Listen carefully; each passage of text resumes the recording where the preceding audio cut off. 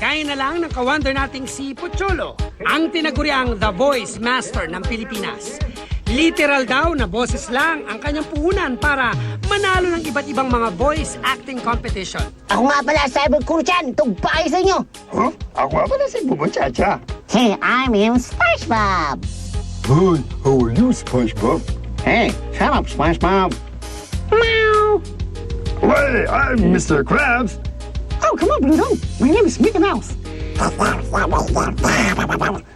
Siya rin ang boses sa likod ng ilang mga tinagalog na Japanese anime, gaya ng Detective Conan, Cyborg Kuro-chan, Wing Commander, at marami pang iba. Okay, 1, 2, 3, go.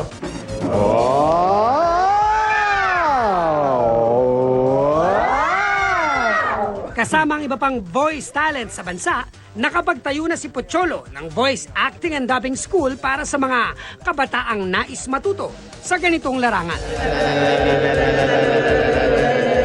Nakakatuwa dahil mahigit 1,200 na ina-graduate namin and more than 300 are now active in voice acting industry from reporting, broadcasting, animation, dubbing, advertising, at marami pang iba. You can create thousands of styles.